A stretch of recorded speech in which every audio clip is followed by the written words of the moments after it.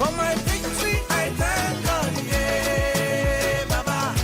I thank God, yeah. For my business, I thank God, yeah, Baba. Shalom, shalom, shalom. Yesu ni Bwana. Semina, semina, semina. Semina ya biashara na kazi. Kingdom Business, Mathayo 6:33. Kingdom Jobs, Mathayo 9:36-37. Mfumo mpya wa biashara.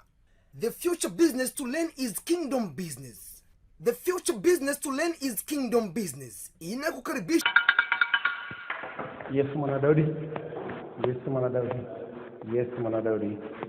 Okay, tuanze somo letu. Somo letu la leo linasema nini? A kingdom within a kingdom. Ufalme ndani ya ufalme. Ufalme ndani ya ufalme. Business within business. Business within business. Business to business. Biashara ndani ya biashara. Wazo ndani ya wazo. Kazi ndani ya kazi. Sasa hivi mahali tulipofikia kwenye dunia, sio kila kitu cha kuanzisha upya. Sio kila kitu cha kuanzisha. Kuna vitu ambavyo vimeshaanzishwa, kuna watu wanatakiwa kuviendeleza, kuna watu wanatakiwa kuvifanyia kazi vifanane, vipendeze. Kwa hiyo lazima ujue kabisa kwamba sio lazima kuanzisha kitu kipya. Kuna mtu ameshaanzisha, wengine wanaendeleza. Yesu aliweka msingi, sisi tunaendeleza. Kuna watu ambao wameshaweka misingi kwamba sisi tunatakiwa tuendeleze, kwamba kufanya biashara ndani ya biashara. Kwa hiyo kuanza biashara mpya ni sawa, lakini kuna biashara ambazo zimeshaanzishwa ambazo zinatakiwa watu wengine waziendeleze. Kwa hiyo nataka tuangalie siku ya leo ni eneo ambalo namna gani tunaweza tukaanzisha biashara au kuendeleza biashara ambazo zimeshaanzishwa. Kuendeleza biashara ambazo zimeshaanzishwa. Sio kila mtu hapa duniani Mungu alimpangia kuja kuanzisha biashara. Sio kila mtu. Sio kila mtu alipangiwa kuanzisha biashara. Kwa hiyo kuna watu ambao wamepangiwa kuendeleza vile ambavyo vimeshawekwa misingi. Kama Yesu alivyoweka msingi, sisi tunaendeleza. Kwa hiyo nataka tuende pamoja mimi na wewe tuangalie ni namna gani tunaweza kuendeleza vile ambavyo vimeshaanzishwa. Tukifika kwenye hicho kiwango cha kuendeleza ambavyo vimeshaanzishwa, hilo ni eneo la msingi sana. Ni eneo la msingi. Kwa hiyo tutaangalia baadhi ya maandiko namna gani kuanzisha kile ambacho kuendeleza kile ambacho kimeanzishwa. Basi kutengeneza ufalme ndani ya ufalme, kwa sababu kuna vitu ambavyo vimeshaanzishwa na watu wenyewe wapo wameshaanzisha. Kinachotakiwa ni wewe kuendeleza. Kuna biashara ambazo zimeshawekwa misingi. Kinachotakiwa wewe ni kuendeleza. Kampuni ya Apple, kampuni ya iPhone, Steve Jobs alikuwa sio mwanzilishi, alikuwa mwendelezaji. Popote pale ambako mtu ameshakuja na wazo, jaribu kuangalia unawezaje kuboresha ile wazo, kaja na wazo lingine zuri zaidi. Acha kutafuta kazi. Tafuta biashara ambazo zimeshaanzishwa, ambazo hazifanyi vizuri, ili uingize wazo lako kwenye zile biashara. Tafuta kampuni ambazo zimeshaanzishwa, ambazo hazifanyi vizuri, ili uingize wazo lako kwenye ile kampuni, ili ile kampuni inyanyuke. Yusufu alipoenda kwa Potifa, Potifa alibarikiwa kwa sababu ya Yusufu. Yakobo alikwenda kwa Laban alibarikiwa kwa sababu ya Yakobo. Yusufu alikwenda kwa Farao alibarikiwa kwa sababu ya Yusufu. Kwa hiyo ni vizuri ukaangalia eneo la biashara ambazo zifanye vizuri, na sio kila mtu ana uwezo wa kuanzisha, akana uwezo wa kuendeleza, na akana uwezo wa kumaliza. Mungu hajampa mtu nafasi zote hizo. Mungu anampa mmoja, anakupa nafasi ya kuanzisha, alafu anampa mtu mwingine nafasi ya kuendeleza, anampa mtu mwingine nafasi ya kumalizia. Kwa hiyo kwenye hilo eneo tu ukianza kufikiria kwamba unapotaka kuanzisha kitu mwenyewe na uendeleze mwenyewe na umalize mwenyewe, utafanya asilimia ndogo sana, utafanya kwa asilimia kidogo sana. Utakuwa na uwezo tu wa kuwa na nyumba yako nzuri na gari nzuri, na unaenda kazini kila siku, watoto watasoma ndio shule nzuri, lakini huwezi kuwa bilionea. Watu wote ambao wamekuwa bilionea sasa hivi ni watu ambao walikuwa na uwezo wa kuanzisha tu, wakatafuta watu wengine wa kuendeleza na watu wengine wa kumalizia. Leo ukiangalia kampuni ya Alibaba, Jack Ma alikuwa na uwezo wa kuanza, lakini akaita watu wengine wenye kuendeleza, akaita na watu wengine wa kumalizia. Kampuni leo kwa muda mfupi sana imekuwa kubwa sana duniani, hapo China na sehemu nyingine za dunia. Kwa hiyo swala ni kwamba unatengeneza ufalme ndani ya ufalme, unatengeneza biashara ndani ya biashara. Hilo ni eneo la msingi sana kujua kwamba acha kutafuta kazi, tafuta biashara ambayo ifanye vizuri, tafuta kampuni ambayo ifanye vizuri, ingiza mawazo yako pale. Kwa mfano mzuri sana kwa kipindi hichi cha changamoto ya corona, kampuni nyingi zifanye vizuri. Wale watu wanaofikiri ndio wana nafasi ya kupata kazi. Watu wote wanaofikiri, thinkers, hao ndio wana nafasi kubwa sana kupata kazi, kwa sababu makampuni yanatafuta watu ambao wanafikiri namna gani wanaweza kurudisha biashara zao kama ilivyokuwa mwaka 2019. Wanatafuta watu wa namna hiyo. Kwamba lazima ujue kabisa kwamba wanaofikiri tu ndio watapata kazi, sio watu wenye vyeti. Nataka unisikilize kwa makini. Kuanzia sasa hivi hii dunia, kuanzia Marekani mpaka Tanzania, nchi zote duniani, kuanzia China mpaka Tanzania, watu wanaofikiri tu ndio watakaopata kazi, sio watu wenye vyeti. Watu wanaweza kuja na majibu ya biashara zile zinazokufa, zisiendelee kufa, zikue. Kwa hiyo lazima ukae chini uangalie watu wanaofikiri ndio watakaopata kazi, na watakao kuwa partnership na wale wenye kampuni. Kwa sababu leo hii kama unafikiri kuna mtu mwenye kampuni na anamtaji, wewe unakwenda na wazo, wewe una mawazo, yale mawazo yako yatakuza ile kampuni. Utakuja na wazo jipya namna gani kampuni inaweza kukua. Kwa lazima ujitahidi kumwomba Mungu akupe neema ya kufikiri, neema ya ubunifu, kwa sababu ubunifu ni Mungu anakupa. Ubunifu ni Mungu anakupa. Akili ya kufikiri kupita watu wote ni Mungu anakupa. Sasa ukiwa na mahusiano mazuri na Mungu, anakupa uwezo wa kufikiri. Hebu tuangalie kwenye kitabu cha Kutoka 31 mstari wa 1 mpaka 5. Ni kitu gani ambacho Mungu alimjaza Musa? Nguvu ya kufikiri ni Mungu anakujaza. Hebu tuangalie neno la Mungu linasema nini.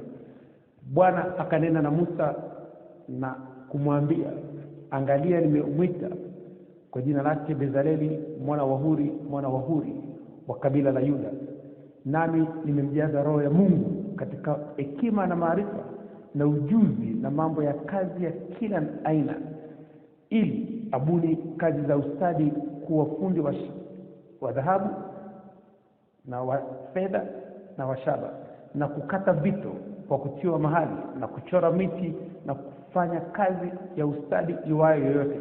Mungu alimjaza Musa roho yake, akamjaza roho ya hekima, roho ya maarifa, roho ya ujuzi na mambo ya kazi ya kila aina. Sasa hiyo ndio roho ambayo unatakiwa Mungu akujaze. Naomba Mungu kama alivyomjaza Musa akakujaza na wewe ili upate kazi. Sio vyeti. Unafanya ni kampuni inauza bidhaa fulani, umeifanyia research ya kutosha, utafiti wa kutosha, unamwomba Mungu akupe hekima, akujaze hekima, akujaze maarifa, akujaze ujuzi, akujaze skills, ujuzi wa kufanya kazi za kila aina katika ile kampuni. Hapo ndipo mahali ambapo utapata kazi. Hapo ndiko mahali utapata kazi. Lakini tofauti na hapo ni ngumu. Lazima uwe unafikiri kupita watu wengine. Uwe ni mtu ambaye una mawazo ya kuthubutu, mawazo ya kufanya kazi. Tofauti na hapo ni ngumu. Huwezi kutengeneza ufalme ndani ya ufalme wa mtu mwingine kama uwezo wako wa kufikiri sio mzuri. Lazima uwezo wako kufikiri uwe mzuri sana. Neno la Mungu liko wazi kabisa kwamba Mungu alipomuumba mwanadamu alimpa nguvu ya kutawala. Sasa kama ni kutawala, ina maana kwamba huyu mtu Mungu akamtengenezea bustani ya Eden, akamwambia nataka utawale hii bustani. Huu ndio mfano utakaoishi hapa duniani, kwamba ndani ya ufalme wangu nataka utengeneze ufalme wako, kama Yesu anavyosema ufalme wako uje kwenye ufalme wetu. Yaani ufalme wa Mungu uje kwenye ufalme wako, ufalme wa Mungu uje kuwekeza kwenye ufalme wako. Pale utakapotengeneza ufalme na ule ufalme una maslahi ya Mungu, utakapofungua kampuni na ile kampuni na maslahi ya Mungu anawekeza. Lakini kama haina maslahi ya Mungu, yeyote yule ambaye ile kampuni na maslahi naye ndio atakayewekeza. Kama ni shetani, ni wanadamu, watawekeza. Leo watu wanarejista kwenye masoko ya hisa kwa ajili ya kupata mitaji, kukuza mitaji yao. Ni kwa sababu wale watu wana interest, wana maslahi na ile kampuni, wanawekeza. Wale watu walioona kwamba lile wazo la ile kampuni ni nzuri, kwamba baada ya miaka 3 ile kampuni itakuwa kubwa, wanawekeza. Na Mungu ni hivyo. Mungu anaangalia ile wazo, baada ya miaka 3-4, miaka 50, ile wazo litakuwa kubwa, Mungu anawekeza. Lakini Mungu hawekezi kwenye wazo la muda mfupi. Wazo la muda mfupi Mungu anakuambia tumia akili yako mwenyewe. Nimeshakupa akili, anakuambia fikiri ipasavyo. Wakorintho wa kwanza 15:34, fikiri, tumia akili ipasavyo. Wakorintho wa kwanza 15:34, umeambiwa tumia akili ipasavyo. Kwamba wazo ni dogo, tumia akili yako. Wazo ni kubwa, tumia akili ya Mungu. Kama wazo la muda mrefu, unatumia akili ya Mungu. Lakini wazo la muda mfupi, tumia akili yako. Achakupa akili ya kuomba mkate. Achakupa akili kubwa inaomba mbegu. Akili yote kubwa inaomba Mungu aipe mbegu. Lakini akili ndogo inaomba mkate wa kila siku. Kwa hiyo lazima ujue namna gani unaweza kutengeneza biashara ndani ya biashara. Nimesema biashara ni ufalme kwa sababu hakuna ufalme bila watu na hakuna biashara bila watu. Kwamba biashara kubwa ya ufalme ni watu. Biashara kubwa ya ufalme ni watu. Basi kwa ufahamu tutamshukuru Mungu kwa dakika moja, alafu tuendelee na somo letu. Baba Jehova, katika jina la uweza la Yesu Kristo wa Nazareth. Baba Jehova, katika jina la uweza la Yesu Kristo wa Nazareth. Baba Jehova, katika jina la uweza la Yesu Kristo wa Nazareth. Mtakatifu Mungu wa Bwana wetu Yesu Kristo, Baba utukufu, Mungu wa Abraham, Isaka na Yakobo, Mungu wa wanafunzi wote wa Kingdom Business Club duniani, Baba Jehova, tunasema asante Mungu wa kila mtu mwenye pumzi, kila mtu mwenye mwili, na msifu Bwana katika jina la Yesu Kristo Nazareth. Roho Mtakatifu, tunasema asante kwa majira ya saa 5. Tunafurahia na kushangilia katika jina la Yesu Kristo Nazareth. Tunabariki majira ya saa 5 tukiyatakasa kwa damu ya Yesu Kristo Nazareth. Tunafungua malango ya saa 5 kwa damu ya Yesu Kristo Nazareth. Tunabariki majira ya saa 5 na nuru ya Kristo, afya ya Kristo, tajiri wa Kristo. Tunabariki majira ya saa 5 na hekima ya Kristo, ufahamu wa Kristo, maarifa ya Kristo, mafunuo ya Kristo, ujuzi wa Kristo, ubunifu wa Kristo, upendo wa Kristo, imani ya Kristo, matumaini ya Kristo, uaminifu wa Kristo, amani ya Kristo, furaha ya Kristo, katika jina la Yesu Kristo Nazareth. Tunafungua malango ya saa 5 kwa damu ya Yesu Kristo Nazareth. Tunafungua malango ya akili ya Kristo, fahamu ya Kristo, malango ya kujifunza, malango ya afya ya Kristo, nguvu za Kristo, malango ya kufikiri, ya kutafakari neno la Kristo, kusoma neno la Kristo, kuandika neno la Kristo, kusikiliza neno la Kristo, katika jina la Yesu Kristo Nazareth. Roho Mtakatifu, tunasema asante kwa kutusamea maovu yetu yote na kutuponya magonjwa yetu yote kwa damu ya Yesu Kristo Nazareth na mwaka msalabani, kwa maana fadhili za Kristo ni za milele, katika jina la Yesu Kristo Nazareth. Roho Mtakatifu, tunakukaribisha katika majira ya saa 5, uwe mwalimu wetu. Fundisha njia zako, utuonyeshe njia zako. Karibu Roho Mtakatifu, katika jina la Yesu Kristo tunaomba na kushukuru. Haleluya. Amen. Okay, tuendelee na somo letu. A kingdom within a kingdom. Business within a business. Biashara ndani ya biashara. Leo hii nataka tuende tuangalie kwenye uwezo wa kufikiri, uwezo wa kuja na wazo jipya, uwezo wa kufungua kampuni ndani ya kampuni nyingine, uwezo wa kufungua biashara ndani ya biashara mtu mwingine. Inawezekana. Inawezekana. Leo hii kwa majira haya kuna vitu viwili. Kuna mtu mwenye product. Huyu mtu ana bidhaa. Ana bidhaa. Kuna mtu anatoa huduma, service. Lakini watu hao wawili hawana watu. People hawana watu. Hawana wateja. Client. Customer. Hao watu wanatafuta wateja. Wanatafuta watu wa kununua bidhaa zao, kutumia huduma yao.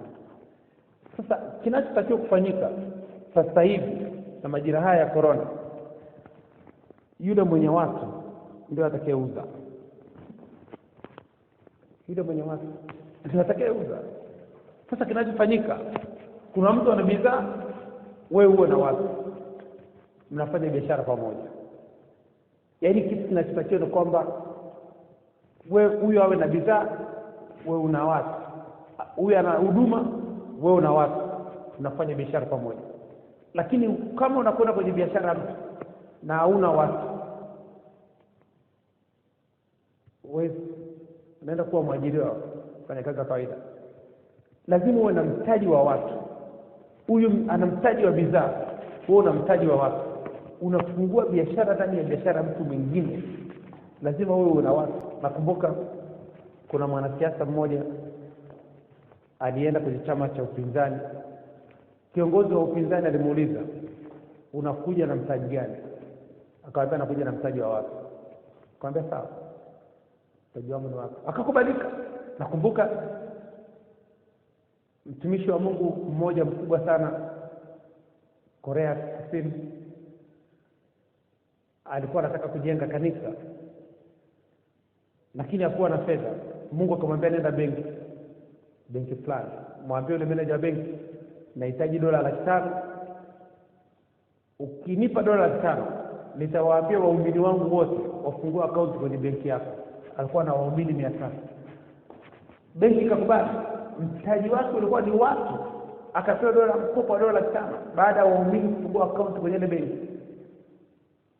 Kwa hiyo sasa ukiwa na watu, unakwenda partnership na mtu yoyote yule kwenye biashara, mnafanya kazi pamoja. Mtaji wako uwe ni watu. Sasa hivi kazi kubwa unatakiwa kufanya wewe ni kuwa na watu.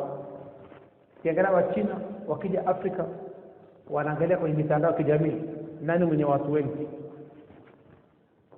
Yule mtu mwenye watu wanasema wanafanya naye biashara kwa sababu ana influence, ana mvuto, watu wanamwamini. Mtu mwenye watu sasa hivi ndio atakayefanya biashara. Kwa hiyo lazima uangalie kwamba una watu wangapi walioko nyuma yako. Una watu wangapi wanaoamini wazo lako, wanaokuamini wewe. Watu hao ukiwaambia kitu fulani watafanya. Leo ukiangalia Facebook ina watu bilioni 2. Ina watu wengi kuliko serikali ya Marekani. Ina watu wengi kuliko nchi za Afrika. Tanzania na watu milioni 55 labda mpaka 60. Facebook wana watu bilioni 2 na wanazidi kuongezeka. Sasa jaribu kuangalia, yule mwenye watu ndio mwenye nguvu. Serikali Facebook amekuwa tishio kwa serikali ya Marekani. Amekuwa ni tishio kwa sababu huyu mtu ana watu. Akisema kitu, hao watu, dunia na watu bilioni 7. Robo ya watu ndio anao yeye. Robo ya watu dunia nzima Facebook anao yeye. Google ana watu. Amazon ana watu. eBay ana watu. Alibaba ana watu. Una uwezo wa kuwa rais wa kwenye mtandao. Watumishi wa Mungu nao wana wakubwa, wana vyombo vya mitandao ya kijamii, kuna satellite, wana TV, wana watu, ni marais wa kwenye mtandao. Unaweza kutengeneza taifa lako kwenye mtandao. Jinsi ulivyo na watu wengi, una nguvu. Ukiangalia mtu msanii yote mwenye watu milioni 7 katika mtandao wake, ana nguvu kuliko baadhi ya viongozi wa kisiasa wanaomiliki majimbo yao. Ana nguvu kwa sababu ana watu wengi kuliko yule mtu na wilaya yake na jimbo lake. Ana nguvu. Sasa lazima uangalie namna gani unaweza kupata watu. Yaani wazo lako lilenge kwenye kutafuta watu. Yesu anawaambia nini akina Petro? Mathayo 4:19, nifuateni nami nitawafanya kuwa wavuvi wa watu. Nifuateni. Anawaambia ukishakuwa na watu, biashara kubwa duniani ni biashara ya kuwa na watu. The greatest business, biashara kubwa ni biashara ya kuwa na watu. Kama una watu, una kila kitu. Una kila kitu. Watu ndio mtaji namba 1, kwa sababu watu ndio wenye fedha. Kwa hiyo lazima uangalie namna gani unaweza kufungua kampuni ndani ya kampuni. Swali ni kwamba huyu ana kampuni, wewe una watu, mnafanya kazi pamoja. Wachina wanakuja Tanzania, wanakwenda nchi mbalimbali, wanatafuta mtu mwenye watu. Ni msanii, ni mfanyabiashara, ana watu kwenye mtandao wake, ana followers wengi, wanafanya naye biashara. Kwa hiyo mwenye watu anamtaji. Na kupata watu sio ngumu kama unavyofikiri. Kupata watu sio ngumu. Swala ni kwamba lazima uanze na mtu mmoja. Kama jinsi Mungu alivyoanza na mtu mmoja kwenye dunia. Kwamba na wewe lazima akili yako iende kwa mtu mmoja. Kufungua ufalme ndani ya ufalme, kuanzisha kitu ndani ya kitu kingine, ni jambo la msingi sana. Unakuta kuna mtu ameshaanzisha, ameshaweka msingi, unakwenda kuendeleza. Yesu alisema kwenye kitabu cha Yohana 8:12, akasema mimi ni nuru ya ulimwengu. Kupitia nuru ya Mungu akatengeneza nuru yake. Kupitia nuru ya Mungu. Daudi naye anasema kupitia nuru yako nimetengeneza nuru yangu. Zaburi ya 36:6, Daudi anasema kupitia nuru yako nimetengeneza nuru yangu. Methali 13:20, ukitembea na mwenye hekima utapata hekima. Ukitembea na mwenye hekima utapata hekima. Kwa nini? Ni ufalme ndani ya ufalme. Umetembea na mtu mwenye hekima, amekupa hekima. umetembea na mfalme, unakuwa mfalme. Elisha alitembea na Elia, akawa nabii mkubwa. Alitembea na mfalme, akawa mfalme. Kina Petro alitembea na Yesu, king, wakawa king. Kwa sababu Yesu anasema niliwanunua watu wa makabila yote na wa mataifa yote, nikawafanya kuwa makuhani na wafalme. Aliwanunua kina Petro, akatununua na sisi, ametufanya kuwa wafalme na makuhani. Kwamba ukitembea na mfalme utakuwa mfalme. Petro alitembea na Yesu, mfalme, akawa mfalme. Tembea na kuhani, utakuwa kuhani. Tembea na nabii, utakuwa nabii. Tembea na mfanya biashara, utakuwa mfanya biashara. Sasa lazima uangalie, tembea na mwenye hekima, utakuwa na hekima. Sasa unatembea na mtu gani? Marafiki zako ni watu wa namna gani? Una watu wa aina gani ambao unawafuata kwa nyuma? Aidha kwenye vitabu vyao unasoma, aidha kwenye mitandao ya kijamii unawafuatilia.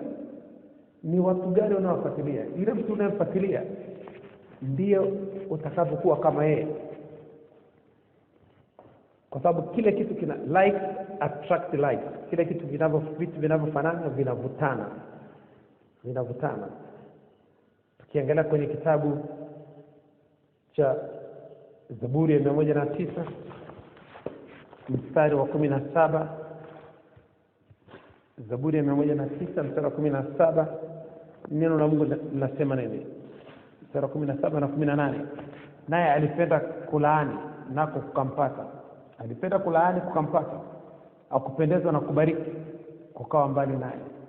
Alijivika laana kana kwamba ni vazi lake, ikamuingilia moyoni kama maji na kama mafuta mifupani mwake. Sasa huyu ni mtu alipenda kulaani na laana ikampata. Umependa kubariki na baraka zitakupata. Kile kitu unachopenda kufanya kitakupata.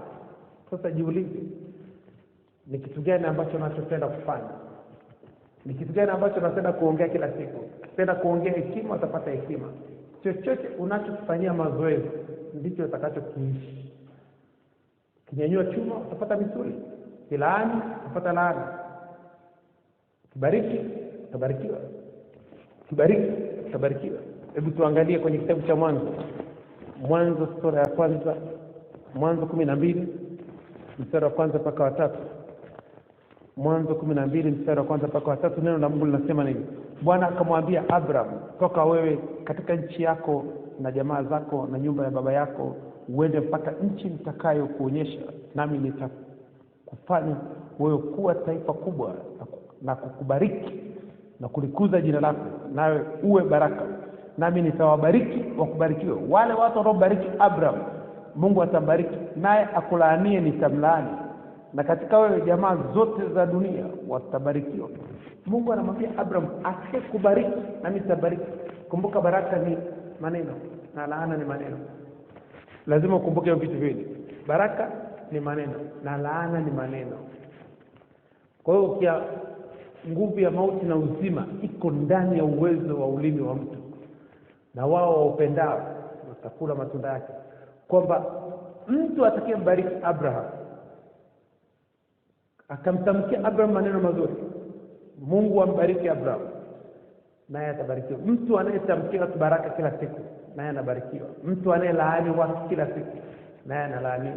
Kwa hiyo lazima uangalie kutengeneza ufalme ndani ya ufalme, kutengeneza baraka ndani ya baraka, na una uwezo kutengeneza laana ndani ya laana. Ukikaa na mtu anayelalamika kila saa, na wewe utaanza kulalamika. Ukikaa na mtu anayenungunika kila saa, na wewe utaanza kunungunika. Ukikaa na mtu anayelaumu kila saa, na wewe utaanza kulaumu. Ukikaa na mtu anayesema watu kila saa anasema watu, na wewe utaanza kusema watu. Sasa lazima uangalie unakaa na watu wa namna gani. Zaburi ya kwanza mstari wa kwanza mpaka wa 3. Zaburi ya kwanza mstari wa kwanza mpaka wa 3, neno la Mungu linasema, heri mtu yule asiyekwenda katika shauri la wasio haki, wala hakusimama katikati ya njia ya wakosaji, wala hakuketi barazani pa wenye mizaa. Mtu huyo bali sheria ya Bwana ndiyo impendezayo, na sheria yake utafakari mchana na usiku. Naye atakuwa kama mti uliopandwa kando kando ya vijito vya maji, uzao matunda yake kwa majira yake, wala jani lake halinyauki, na kila alitendalo litafanikiwa, na kila alitendalo litafanikiwa. Huyu ni mtu ambaye akai barazani kwa watu wenye nidhamu, asemi azungumzi watu vibaya, asemi anunguniki, alalamiki, alaumu, aongee mambo ya siasa wakati ambao sio siasa. Kwa hiyo lazima ukae chini uangalie kwamba kinywa chako ndicho kitakachotengeneza ufalme wako. Jana tumefundisha somo linasema the voice, sauti yako. Umeigundua sauti yako? Wewe ni sauti ya nini? Yohana Mbatizaji anasema yeye alikuwa ni sauti ile yawe nyikani, inyosheni njia ya Bwana. Alikuwa ni sauti ya Yesu, yeye alikuwa anaongea kwa niaba ya Yesu. Tukasema kuna wasemaji wa sekta mbalimbali katika serikali, msemaji wa ikulu, wa jeshi la polisi, jeshi la wananchi, kila jeshi, kila department, kila kampuni, kila wizara ina msemaji wake. Sasa Yohana Mbatizaji alikuwa ni msemaji wa Yesu, ndio alikuwa anamtangaza kuja kwa ujio wa Yesu. Kwa hiyo lazima uangalie sauti yako, wewe ni sauti ya nini? Kuna sauti ya mkulima, kuna sauti ya mazingira, kuna sauti ya muda, kuna sauti nyingi duniani. Sasa lazima ugundue sauti yako ili uweze kutengeneza ufalme wako. Ukigundua sauti yako unatengeneza ufalme wako. Uweze kutengeneza ufalme kama hujagundua sauti yako. Sauti yako ni kile kitu ambacho unakiongelea muda wote. Kuna haki elimu, kuna haki za wanawake, kuna haki ardhi, kuna haki mbalimbali. Hizo ni sauti, ni mahali watu wanakwenda kuzungumzia mambo yao ili yaweze kusikika na waweze kupata majibu. Kwa hiyo lazima uangalie ni namna gani unaweza kutengeneza ufalme wako. Ni kutokana na sauti. Kugundua sauti yako, unatengeneza watu ambao wanapenda kusikiliza kile kitu ambacho unachofundisha, unachokiongea, kile kitu ambacho wako wanajua kabisa, wale watu wanajua kabisa kinawasaidia. Lakini kama unazungumza kitu ambacho hakiwasaidii watu, inakuwa ni ngumu. Lazima uangalie, tatua tatizo ambalo halijatatuliwa. Tafuta sauti ambayo haina mtu. Hata kwenye kwaya kuna sauti mbalimbali. Kwa hiyo mnaweka kwenye magrupu kwenye kwaya katika kuimba kutokana na aina ya sauti mlizonazo. Unaweza kukuta ni mwanaume lakini amewekwa kwenye grupu ya sauti ya wanawake. Kwa nini? Kwa sababu ndio sauti haichagui mwanamke wala mwanaume. Na unaweza kukuta ni mwanamke kaweka kwenye grupu la sauti ya wanaume kutokana na ile sauti ile base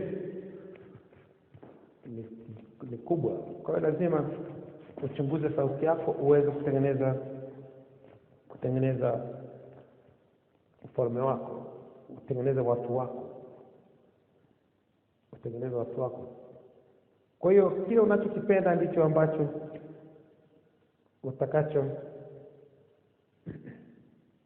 utakachokiishi. Tukiangalia kwenye eneo la wakati Musa akiwa jangwani, Musa alimwambia Mungu, huu mzigo umekuwa mzito sana, siwezi kuubeba. Mungu akamwambia Musa, chagua wazee 70 ndani ya ufalme wako, ndani ya nguvu ulionayo. Nitatoa sehemu ile nguvu, nitawawekea wale wazee, mtakuwa Musa 71, lakini kwako nguvu itakuwa haitapungua. Jaribu kuangalia jinsi nguvu ya Mungu ilivyo, kwamba atatoa nguvu iliyoko ndani ya Musa, atawekea wale wazee 70, na Musa atabaki na nguvu ile ile. Tukiangalia kitabu cha Kutoka, tuangalie Hesabu 11. Hesabu 11 mstari wa 16 mpaka wa 30. Hesabu 11, hapa nimekosea, nimeandika Kutoka, ni Hesabu 11. Numbers.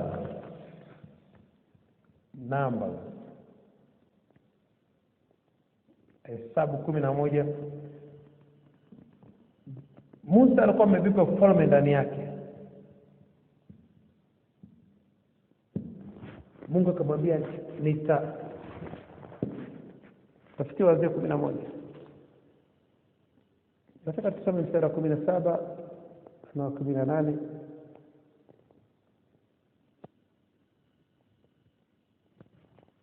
Na Mungu anasema, nami nitashuka niseme nawe huko, nami nitatwaa sehemu ya roho iliyo juu yako na kuiweka juu ya hao, nao watachukua mzigo wa watu hao pamoja nawe, ili usichukue mwenyewe, usichukue wewe peke yako.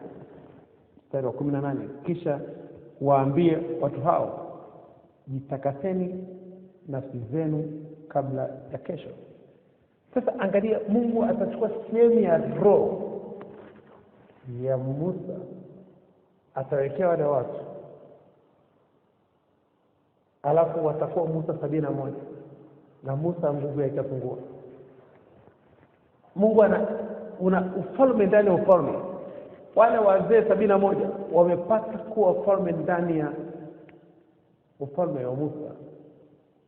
Ndio sababu leo hii ukiwa umeajiriwa mahali, ukawa mwaminifu kwenye ile kazi, kitu Mungu anachofanya, sehemu ya roho ya ule mtu, ule bosi wako, Mungu anaichukua, anakuwekea wewe, anakuambia kujitegemea mwenyewe. Popote pale umeajiriwa, ukawa mwaminifu kama Musa alivyokuwa mwaminifu, Mungu akatoa sehemu ya roho ya Musa akawekea wale watu. Mungu alimwambia Musa, chagua wazee 70. Sasa ndivyo hivyo umeajiriwa mahali, umekuwa mwaminifu, Mungu anatoa roho, sehemu ya roho ya ule mtu, anakuwekea wewe, unakwenda kufanya biashara. Unaenda kufanya biashara. Kwa hiyo lazima uangalie kwamba watu wote ambao ni wafanya biashara wanaomtumikia Mungu, kama Abraham, kama Ayubu, wale watu ni mbegu, kwamba Mungu anachukua sehemu ya mbegu ya wale watu, anapanda kwako. Anachukua mbegu ya Abraham, anapanda kwako. Anachukua mbegu ya Yakobo, anapanda kwako. Anachukua mbegu ya Isaka, anapanda kwako. Anachukua mbegu ya Ayubu, anapanda kwako. Anachukua mbegu ya Daudi, anapanda kwako. Anachukua mbegu ya Yesu, anapanda kwako. Hizo ni mbegu. Kuna watu wako hapa duniani kama mbegu. Wao kazi yao ni kuzalisha watu wengine ambao wako kama wao. Kama jinsi Yesu alipokuja hapa duniani alizalisha watu ambao watafanya kazi kama yeye. Kwamba ujue unapokuwa mwaminifu kwenye kazi ya mtu, ndivyo jinsi ilivyo itakavyokuwa. Ndivyo itakavyokuwa. Kwa hiyo lazima kujitahidi. Kiangalia Elisha na Elia,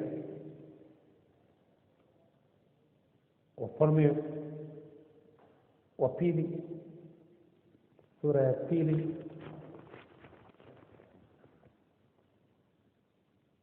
Wafalme wa pili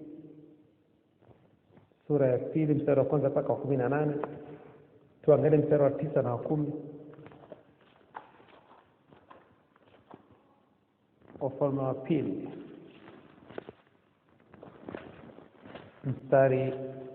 sura ya 2 mstari wa 1 mpaka 18, utapata story nzima. Nataka tuangalie mstari miwili wa 9 na 10. Neno la Mungu linasema nini? Neno la Mungu linasema, hata ikawa walipokwisha kuvuka, Elia akamwambia Elisha, omba kwangu lolote utakalo nikutendee kabla sijaondolewa kwako. Elisha akasema, na kuomba sehemu maradufu ya roho yako na iwe juu yangu. Akasema, umeomba neno gumu, lakini ukiniona nitakapoondolewa kwako utalipata, la ukuona utalipata.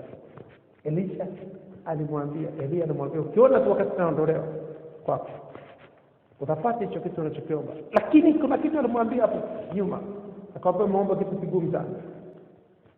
Roho Mtakatifu alimwambia Elisha aombe maradufu, aombe upako mara 2, aombe nguvu mara 2 ya Elia. Ni kama vile Roho Mtakatifu alimwambia Suleiman, muombe Mungu akupe hekima. Aliulizwa Suleiman, unataka nini? akasema naomba hekima. Alimwambia Suleiman, omba utakalo. Akasema Roho Mtakatifu, ni wakati amelala kwenye ndoto, Roho Mtakatifu ndo anaongea, sio Suleiman aliongea. Roho Mtakatifu ndo aliongea, akamwambia naomba hekima. Roho Mtakatifu ni msaidizi wako, ndio atakaye kusaidia kuomba kile kitu ambacho ni sahihi. Full stop. Roho Mtakatifu ndio msaidizi wako. Sasa kama au mtambui Roho Mtakatifu, huwezi kupata kitu kutoka kwake. Watu wengi hawamtambui Roho Mtakatifu. Roho Mtakatifu alimwambia Elisha, omba upako, omba nguvu mara 2. Elia akamwambia muomba kitu kigumu sana.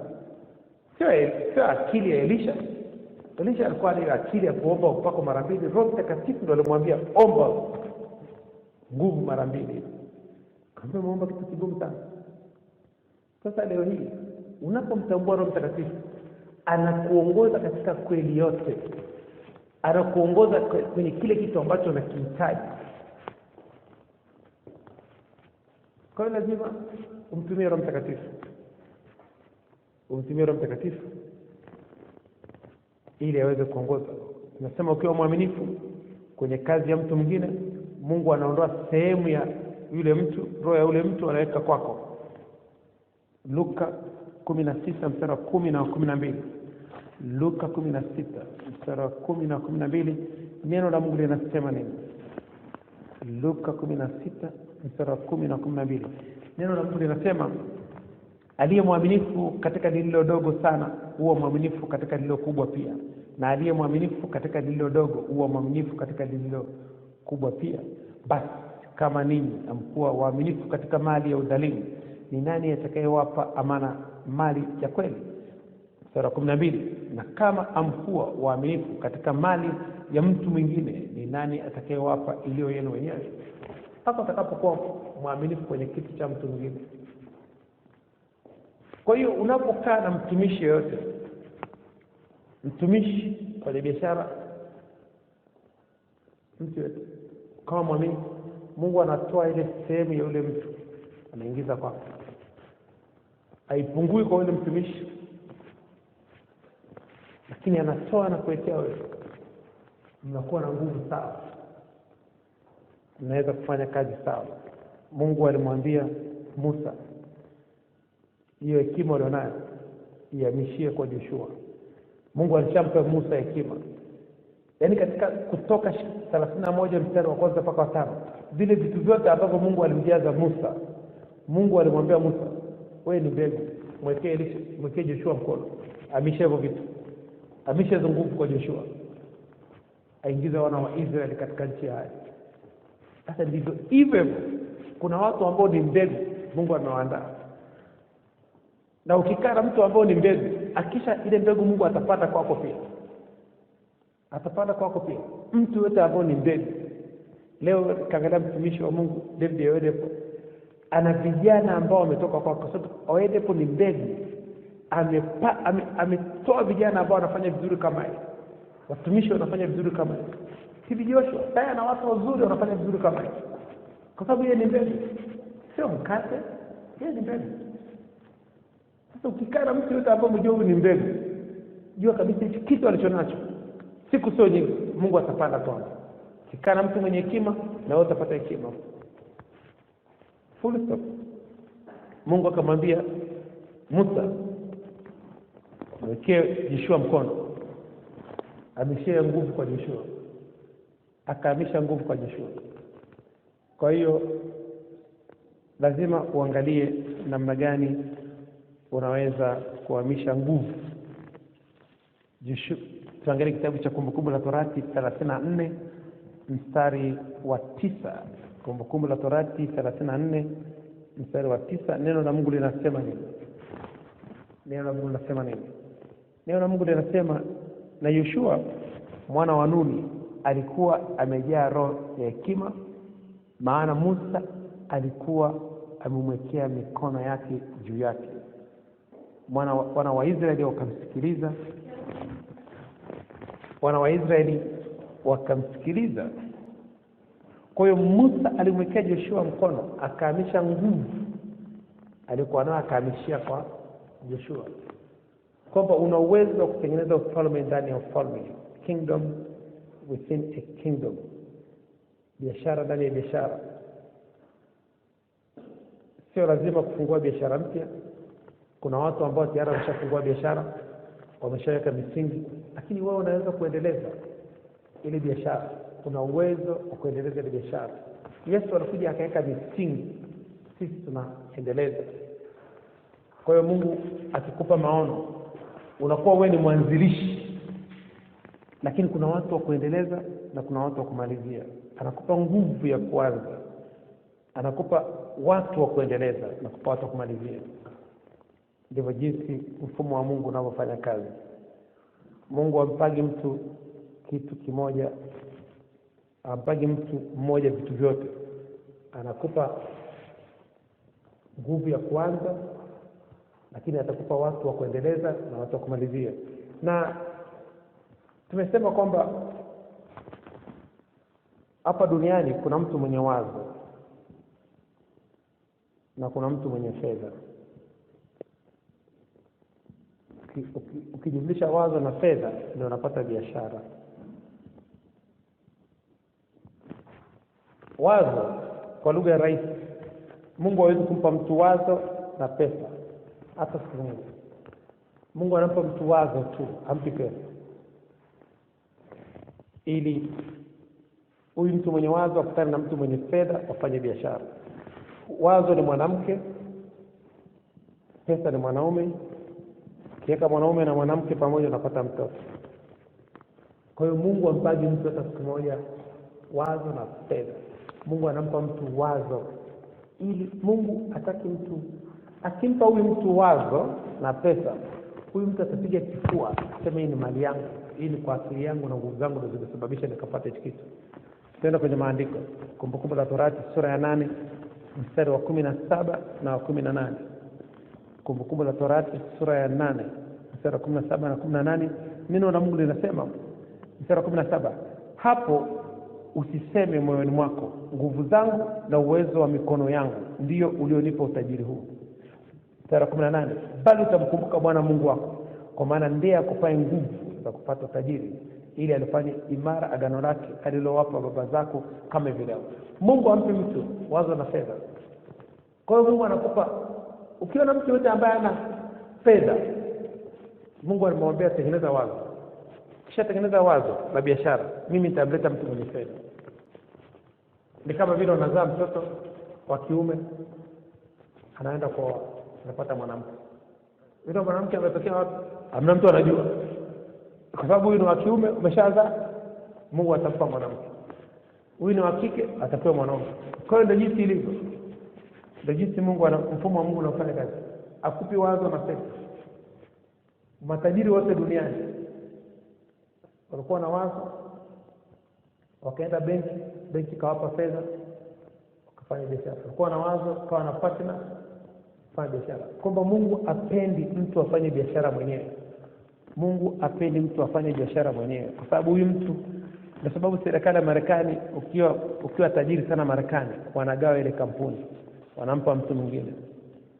Ukisoma kwenye kitabu cha Mwanzo 2:18, Mwanzo 2:18, neno la Mungu linasema nini? Bwana Mungu akasema, si vyema huyu mtu kukaa peke yake, nitamfanyia msaidizi anayefanana naye. Sasa watu wengi wanachukulia kama msaidizi ni mwanamke kwa sababu ya kuishi naye. Msaidizi ni pia partner kwenye biashara. Si vyema mtu afanye biashara peke yake, nitamfanyia msaidizi atakayefanya naye biashara. Hakuna kitu ambacho unaweza kufanya mwenyewe, kwamba utafanya biashara na mtu mwingine, kwamba unakuwa ndani ya ufalme unatengeneza ufalme mwingine. Ndani ya biashara unatengeneza biashara nyingine, kwa sababu mtu anawaza na biashara, anakuja na mtu mwenye fedha, wanafanya biashara pamoja. Kwa lazima uangalie, huwezi kufanya biashara mwenyewe. Lazima uangalie channel ya watu wengine ambao wanaweza kukusaidia, wakachangia mawazo. Na sio asilimia kubwa ya makampuni makubwa Marekani na nchi zilizoendelea wameajiri consultants. Yaani kuna, ndio sababu utaona makampuni mengi yana board members, wana bodi ya wakurugenzi. kuna wakurugenzi. Lakini hao board members, hao watu wakai kwenye ile kampuni ni watu ambao wamechaguliwa, yule mwenye kampuni amewachagua, nataka uwe mmoja wa wakurugenzi wa kampuni yangu, uwe katika bodi ya wakurugenzi, ili uwe unachangia mawazo kwamba ile biashara hawezi kufanya kitu bila kukaa na wale watu wakashauriana. Hawa ni watu wanakutana kwa mwezi, kila baada ya miezi mitatu mara moja. Wanakutana labda ikitokea kitu cha dharura, wanakutana. Watu wana shughuli zao nyingine, lakini wale watu wanatoa ushauri kwenye ile kampuni. Sasa haiwezekani sasa unapofanya biashara hauna watu wanaochangia mawazo kwenye ile kampuni yako, ni akili yako tu, utakuta unafanya makosa, kwa sababu usitegemea akili yako mwenyewe. Kuna akili za watu wengine, wanaweza kuona kitu ambacho wewe huoni, wanaona kitu ambacho wewe huoni, wanakuambia bwana rekebisha hichi, fanye hivi. Kwa hiyo hekima inapatikana kwa watu wengine pia. Kwa hiyo sasa unapokuwa na biashara ni vizuri ukawa na shadow board member, unakuwa na au members ambao ni kimvuli, ni kama vile wabunge kimvuli, mawaziri kimvuli. Kuna mawaziri wa kweli na kuna mawaziri kimvuli. Kwa wale mawaziri kimvuli wana mchango mkubwa sana, wanachokifanya ni kitu kile ambacho wanafanya mawaziri wa kweli. Kwa sababu rais akitaka kuteua waziri, anaangalia kwenye ile jopo la mawaziri kimvuli, anasema fanya, unafanya vizuri sana, anamchukua anamweka katika nafasi ya waziri, kwa sababu alishafanya kazi kwenye waziri kimvuli. Kwa hiyo lazima uangalie kwamba kuwa na mawaziri kimvuli, kuwa na washauri kimvuli kwenye kampuni yako, kwenye biashara yako. Uwe na mentor, mtu ambaye anakushauri, mtu mkufunzi, mtu ambaye ameshafanya kile kitu ambacho unakifanya wewe, ili uweze kutengeneza ufalme wako. Kwa hiyo lazima eneo la ushauri ni la muhimu sana. Kuna mtu ameshafanya hicho kitu ambacho unataka ukifanya, anajua changamoto zake, ana uwezo wa kushauri vizuri zaidi kuliko mtu ambaye hajafanya hicho kitu. Kwa hiyo ni eneo ambalo Mungu anapomwambia Musa mwekee Joshua mkono, ni kwa sababu Joshua ameshafanya vitu Musa anafanya. Joshua alikuwa na Musa muda wote. Mungu Roho Mtakatifu anamwambia Elisha, mwambie Elia akupe hiyo nguvu alionao mara mbili, kwa sababu anajua kabisa kwamba Elisha alikuwa anatembea na Elia, kwamba ukitembea na mtu mwenye hekima utapata hekima. Kwamba tunajaribu kuangalia namna gani unaweza kutengeneza ufalme ndani ya ufalme, ukatengeneza kampuni ndani ya kampuni. Leo sisi kanisa ambalo tulikuwa tunaabudu, tulitengeneza huduma ndani ya huduma. Tulikuwa tunatumia umeme wao, tunatumia viti vyao, tunatumia kila kitu cha kwao, jina lao. Tunaenda barabarani kwa kuvuna nafsi kupeleka kwenye hilo kanisa. Na tukaweza kujijenga ndani ile kanisa. Kwa sababu sisi tulikuwa hatuna kanisa, hatuna viti, hatuna chochote kile ambacho tunaweza. Lakini tukafungua huduma ndani ya huduma. Na leo tunaweza kusimama hapa tulipo. Lakini na wewe unaweza kufungua kampuni ndani ya kampuni ya mtu mwingine. Unapokuwa mwaminifu, unafanya ile kazi vizuri, unafungua kampuni yako. Kwa sababu ukitoka, jinsi unamfanya ile kazi yule mtu, ukitoka pale unaenda kufanya kwako hivyo. Yaani unafanya ile kazi yule mtu kama ya kwako. Kwa sababu ukiondoka pale unaenda kufanya ya kwako. Uwezo unao na amekufundisha yule mtu. Kwa hiyo lazima au yule mtu anaweza kufungua tawi lingine akakufanya kuwa boss kwenye ile tawi. Akamwambia bwana, ili tawi tunafanya partnership. Mimi nachukua 60%, wewe unachukua 40%, lakini mimi nawekeza. Tayari umeshapata biashara kutokana na uaminifu. Kwamba Elisha ndivyo alivyopewa nguvu mara mbili kutoka kwa Elia, kwa sababu ya uaminifu. Elisha aliacha shughuli zake zote akaamua kumfuata Elia. Kwa hiyo ni eneo ambalo inabidi kuliangalia kwa kina. Leo hii sehemu kubwa ya biashara, 95% ya biashara duniani watu wana copy, wana improve, wana paste. Hii ni 95% ya biashara duniani. 5% tu ndio zinakuja biashara mpya ambazo hazio kuonekana duniani. Unaangalia kabisa kwamba kuna mtu anafanya biashara fulani barabarani, lakini unajua nikija kwa kiwango cha juu utafanya biashara kubwa sana. Full stop. I will start small with high standard. Unaanza kidogo kwa kiwango cha juu, unachukua wateja wote. Biashara ile umekopi, umeimprove, umepaste. Biashara ile ndio kitu ambacho Wachina wanafanya leo. China wanafanya biashara kukopi na kuimprove na kupaste. Wameangalia vitu wa Marekani wanafanya, Waingereza, wa Japani na nchi nyingine, angalia mahali China imefika, wana improve tu. Kwa hiyo lazima uangalie sasa hivi, sio kwenda kufungua biashara mpya. Kuna biashara watu wameanzisha, na ndio sababu unaweza kuja na wazo la biashara, akaja mtu mwenye hela nyingi akaua ile wazo lako. Kwa nini? Kwa sababu ameimprove. Wewe umekuja na wazo kweli nzuri, lakini ile wazo hauna hela nyingi, akaja mtu mwenye hela nyingi akachukua ile wazo, anakuondoa kwenye biashara. Kwa nini? Kwa sababu ana pesa, ana nguvu ya kifedha, na ana nguvu ya kuajiri watu wanaofikiri vizuri kuhusu ile wazo lako. Au anakuja tu anachukua mtu mmoja kwenye ile kampuni yako, mtu ambaye anajua kabisa alikuwa ni key, ni mtu muhimu katika ile kampuni, anamchukua anamwambia, bwana, nataka tuwe partnership, nimependa ile wazo, mimi nitawekeza. Anawekeza, yule mwingine anatoka kwenye biashara, wenyewe anaendelea, kwa sababu kuna mtu amelianzisha wazo na mtu mwingine mwenye nguvu akaliona, akalipenda, akalichukua. Kwamba inawezekana kabisa kuna watu maskini wana mawazo mazuri sana, lakini maskini wanashindwa kuanza ile style ya kuanza, ndio inawasumbua. Wanaanza katika hali ambayo sio nzuri, ili mtu mwingine mwenye pesa anakuja akiona ile wazo, anachukua ile wazo, anaenda kufanyia kazi. Ni kama vile unavyoona kila kitu tunachokiona wazungu wamekifanya, asilimia karibia 60 waliona kwa Afrika. Dawa, technology, waliona Afrika wameanzisha. Sasa Afrika kwa sababu hawezi kuendeleza, wenyewe wana hela, wana technology, waenda kuendeleza. Ni kama vile mfano mzuri, mlima Kilimanjaro. Mlima Kilimanjaro ulikuwa pale, miaka yote Wachaga walikuwa wanaujua ule mlima, lakini wanakuja kuambia kuna mzungu aligundua ule mlima. Kuna mzungu, Wachaga wamezunguka ule mlima, wameishi pale miaka na miaka, lakini unaambia kuna mzungu ametoka Ujerumani kaja akagundua mlima huko mahali, na maana Wachaga walikuwa hawaoni ule mlima. Na bado serikali imeandika pale kibango kubwa hicho, kuna mzungu aligundua huko mlima. Kwa hiyo ni swala ni kwamba ni maskini ana wazo, lakini akija mtu mwenye pesa ndio anapewa nini? Anapewa jina. Vitu vingi sana Marekani ambao viligundua na watu weusi viliandikwa majina ya wazungu, na watu weusi wamegundua vikaandikwa majina ya wazungu. Kwa hiyo lazima uangalie namna gani unaweza kutengeneza ufalme wako, ufalme ndani ya ufalme wa mtu mwingine. Hakuna haja ya kuanzisha kitu kipya. Ukiweza kuanzisha, Mungu akakupa wazo jipya, is okay. Lakini kama Mungu hajakupa wazo, Mungu anakuambia hayo mawazo yaliyoko huko duniani umeyafanyia kazi gani? Yesu anasema mavuno ni mengi, watenda kazi ni wachache. Biblia inasema kila kitu ambacho unachokihitaji, biashara yote ambayo unataka kuifanya imeshaandikwa kwenye Biblia. Imeshaandikwa. Kuna vitu viwili. Sisi vyanzo vyetu vya kufikiri ni vyanzo viwili. Tunafikiri kupitia neno la Mungu na kufikiri kupitia uumbaji wa Mungu. Uumbaji wa Mungu. Biashara yote ya kutoa huduma inaanzia kwenye neno la Mungu. Service business. Biashara yote ya bidhaa inaanzia kwenye uumbaji wa Mungu.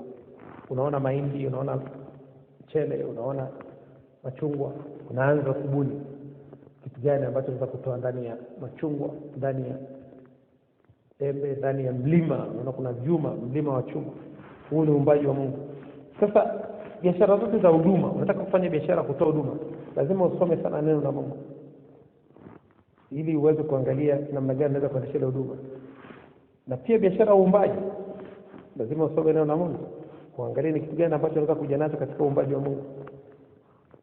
Katika uumbaji wa Mungu kitu gani unaweza kuja na kitu gani? Leo tuna peanut butter, hizo ni karanga, tuna orange juice au ni machungwa. Tuna vitu ambavyo vimetokana na uumbaji wa Mungu, watu wamekuja navyo. Ukiangalia Mchina anamchukua nyoka na kima, anawafungia kwenye room moja, alafu wanapigana, anapata style ya kung fu movie, anatengeneza movie, anauza. Wazo kalitoa wapi?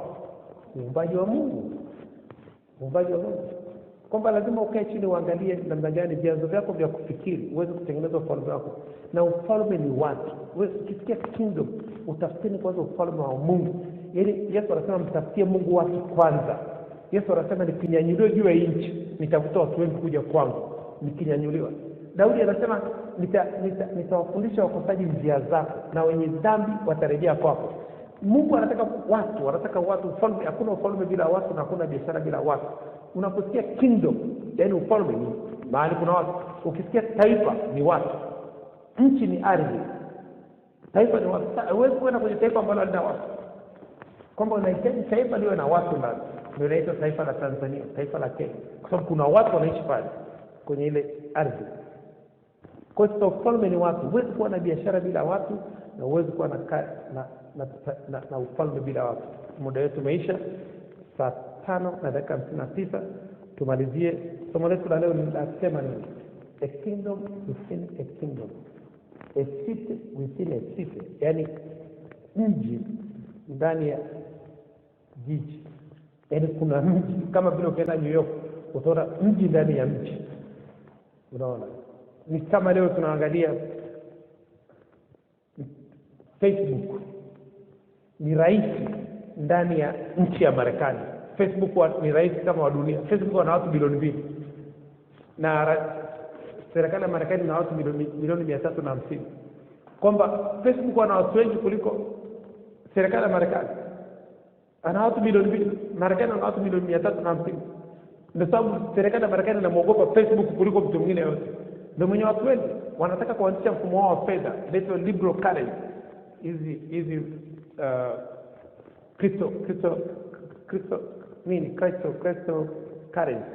cryptocurrency. Sasa wanapotengeneza mfumo wa fedha, wanaona kama vile pesa ya Marekani itaondoka sokoni. Kwa hiyo sasa bunge la Marekani linasema no, tusimruhusu jamaa kutoka na hii hela.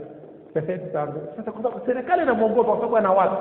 Leo hii ukiwa na watu, kila mtu anakuogopa kwa sababu una influence, una nguvu ya kuvuta watu. Leo angalia wasanii wakija tu for study, wana influence. Wakristo wote wanaenda kumwangalia, lakini akija msanii yote Mkristo au akija mchungaji yote hapa, kuna mtu anaenda kumwangalia. Influence become an influencer.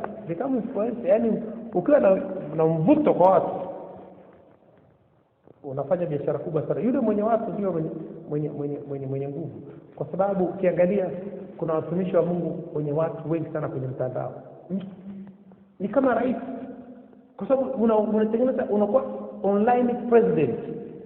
Unakuwa na taifa lako la kwenye mtandao na una watu wako. Na ukisema kitu, ukiaddress kitu, watu wote wanakusikiliza. Unakuwa na watu wako. Kwa hiyo kuwa rais sio lazima uwe rais wa nchi. Hapana, unaweza kutengeneza nafasi yako rais kwenye mtandao. Katengeneza watu wako wanaokufuata. Kiangalia Bill Gates, kiangalia Google, Yahoo, wote wana watu. Wana watu ambao ni followers wao kwenye mitandao ya kijamii. Anza na mtu mmoja. Anza kwenye Facebook, anza kwenye Facebook ni kingdom. Unatengeneza ufalme wako ndani ya nini? Ya Facebook. Ndani ya Facebook. Hamna haja kuanzisha kitu kipya. Unatengeneza ufalme wako ndani ya YouTube. YouTube ni kingdom. Ni ufalme mkubwa sana ule kwenye mtandao. Kwamba unatengeneza wako ndani ya ule ufalme. Hamna haja kwenda kutengeneza YouTube yako. Kuna mtu ameshatengeneza tayari. Unatengeneza ya kwako ndani ya ile. Unatumia kile kitu cha mtu mwingine. Kwamba watu wengi wameshindwa kufikiri namna gani anaweza kutengeneza kampuni yake ndani ya kampuni ya mtu mwingine. Namna gani anaweza kutengeneza ajira ndani ya ajira ya mtu mwingine. Kwa mfano kutengeneza ajira ndani ya kazi ya mtu mwingine, unakwenda kujitolea. Unakujitolea mpaka wanakuajiri. Tayari umeshatengeneza ajira. Unajitolea mpaka wanakuajiri.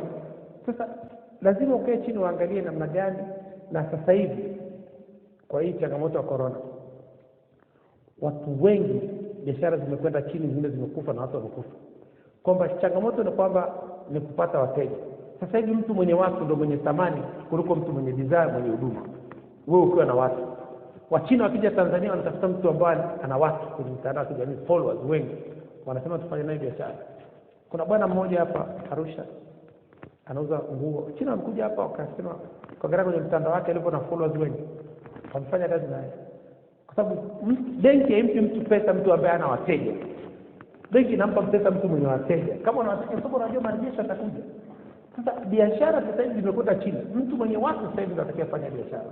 Kwa lazima uanze kufikiri kwamba biashara zimekwenda chini, gani namna gani naweza kumobilize watu, naweza kukusanya watu, naweza kupata watu. Na huyu ana biashara, huyu ana bidhaa, wewe na watu. Mnaingia joint venture, mnafanya kazi pamoja. Hana haja ya kusema kwamba unatafuta mtaji. Mtaji wako ni watu. Ukiwa na watu, huyu ana bidhaa. Ukiwa na watu, huyu hapa ana huduma. anahitaji wale watu wako. Ukiwaambia wale watu ile bidhaa, kwa mfano sasa hivi kitu ambacho alifanya rais wa Marekani kutumia ile dawa inaitwa hydrochloroquine kwa ajili ya corona, ametangaza ile kampuni ya Wahindi, ile kampuni imeshakuwa bilionea. Hydrochloroquine watu wanakula kila mtu sasa hivi dunia nzima. Kwa sababu gani? Ni mtu mwenye watu katumia bidhaa yake, mtu maarufu katumia bidhaa yake, na anaitangaza, anasema kila siku anatumia kidonge kimoja. Kwa hiyo anatengeneza pesa, ametangaza ile pesa kwa sababu ile ana watu. Kwamba lazima uangalie, ukiwa na watu tayari ni mtaji. Sio swala la kusema unataka uwe na hela, utakuwaje na hela wakati una watu? Na kama una pesa na hauna watu, hiyo pesa umetoa wapi? Lazima ujiulize.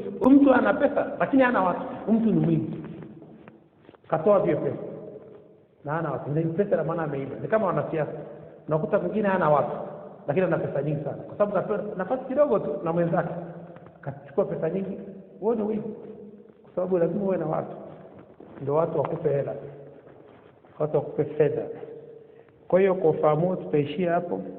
Tuko tunajaribu kuangalia namna gani unaweza kutengeneza biashara ndani ya biashara, business to business, kingdom within a kingdom. Na ni rahisi tu, ndio kipindi kimefika kwamba sasa hivi biashara huyu haifanye vizuri, ongea, fanya research ya ile kampuni, namna gani unaweza kupata watu, mwambie mimi naweza kuletea watu. Full stop. Unakuwa freelancer, broker. Broker ni mtu anayesimama kati ya mwenye mali na mnunuzi. Kuhani ni mtu anayesimama katikati ya Mungu na wanadamu. Yesu alikuwa ni kuhani. Kuhani ni broker. Anapatanisha watu wawili wafanye biashara. Sasa lazima ujiengage kwenye biashara ya broker. Kwa sababu broker is a big business. Ni biashara kubwa sana duniani. Hii biashara alianzisha Yesu kwamba kupatanisha watu na Mungu. Na broker ni mtu ni lugha tu, ni majina tu, lakini kazi ni moja. Ni kupatanisha watu wawili. Ni kama vile mchungaji. Mchungaji ni broker. Anafungisha watu ndoa. Huyu na huyu anawapatanisha watu wawe pamoja. Ni kazi yake. Kishamaliza anaondoka. Mchungaji kazi yake ni kupatanisha hawa watu na Mungu. Hawa wenye dhambi na Mungu. Kwa hiyo sasa ni kazi nzuri, ni kazi nzuri ya kupatanisha watu. Ukiweza kufanya hiyo kazi ni kazi nzuri, kwamba unaweza biashara nyingi sana za kwenye mtandao. Unaweza kuanza biashara leo. Huyu ana bidhaa, wewe una watu. Na sasa hivi teknolojia imerahisisha njia ya kupata watu. Sio watu wa kijiji chako tu, utapata watu wa dunia nzima kupitia technology. Kutumia Facebook utapata watu, Instagram, Facebook, kila kitu utapata watu wengi sana. Utapata watu wengi sana ambao wataanza kufuatilia mpaka waanze kuwauzia bidhaa. Ni kama sisi tunavyoona tunachofanya, tunatafuta watu kwanza. Tunafundisha kila siku, tunarekodi kila siku, tunatuma masomo kila siku. Watu wanatumiana. Kimtumia mtu somo, anatumia mwenzake, anatumia mwenzake. Kuna siku tunaanza kwenda Mwanza, tunafanya seminar. Tukaweka mabango, tukaweka matangazo kwenye TV. Tukashangaa watu wamejaa. Wamekujuaje? Ni masomo yako ambayo yametumwa. Watu wamefuadiana. Kwamba lazima kila siku tuandike, turekodi somo. Kuna rafiki yangu mmoja alikuwa ananipa story. Kaka yake alikuwa anafanya kazi ya network marketing. Alikuwa anachat na watu kwenye mtandao. Siku moja akafanya seminar Mwanza, kutoka Arusha kwenda kufanya seminar Mwanza. Ameandaa somo la watu 30. Alifika kwenye ile hoteli akakuta watu 400. Alishangaa, akaanza kutetemeka. Alikuwa anafikiri ni watu 30 tu anaenda kuwafundisha ambao anawajua. Kumbe kuna watu zaidi ya 30 wanamjua. Watu 400 walikuwa pale, akaanza kutetemeka. Hoteli alikuwa amebuku watu 30, kabidi wamuongezee ukumbi mwingine watu 400, akaanza kufundisha. Lakini anaambia anafundisha kwa anatetemeka. Hakutegemea kwamba atapata watu wengi namna, lakini ni nguvu ya mtandao. Nguvu ya mtandao. Unasikia watu wengi sana. Kwamba kwa muda ambao sisi tumefundisha na masomo yetu yako hewani, tusifikiri kwamba wale watu walio kwenye group ndio wanaotujua. Kuna watu zaidi wanaotujua. Kwa hiyo lazima utafute watu kwanza, fundisha kwanza. Watu waangalie kile kitu tunachokiongea kina faida kwao. Na pia kitu kingine kizuri ni kwamba kila mtu mmoja anayemfundisha neno la Mungu, Mungu anakupa watumia katika biashara yako. Kila mtu mmoja atakayemuelezea habari ya Mungu, Mungu anawaambia watumie kuhusu biashara yako. Kusoma kwenye kitabu cha Marko 10:29 na 30. Mungu anakupa watumie. Kila mtu mmoja, Marko 10:29-30. Kila mtu mmoja anayemwambia habari ya Mungu, Mungu anawaambia watumia habari ya biashara yako. Sasa ndio fast growing business is a kingdom business. Yaani biashara ambazo zinakuwa kwa kasi ni biashara ya ufalme wa Mungu. Kama ufanye kazi ya Mungu kwanza ili Mungu afanye ya kwako. Kila mtu mmoja anayemwambia habari ya Kristo, Mungu anawaambia watumie biashara yako. Anaagizia malaika waambie watumie kuhusu wewe. Kwamba ukiangalia, kwa sababu unashangaa mtu anakuja tu anaibukia. Kwa mfano sisi hivi tunaweza kuja siku moja tu tukasimama kwenye vyombo vya habari, chombo kikubwa cha habari hapa Tanzania, kashangaa watu wengi sana wametujua. Ni kwa nini? Kwa sababu muda wote ambao tulikuwa tunafundisha, Mungu alikuwa anakusanyia watumia, anawaambia watumia kuhusu wewe, anawaambia watumia kuhusu. Wameshafika watu 2 milioni 3 wanakujua. Kwamba unautafuta kwanza ufalme wa Mungu na haki yake, na mengine utazidishiwa. Kwa sababu watu wengi wanaanza biashara.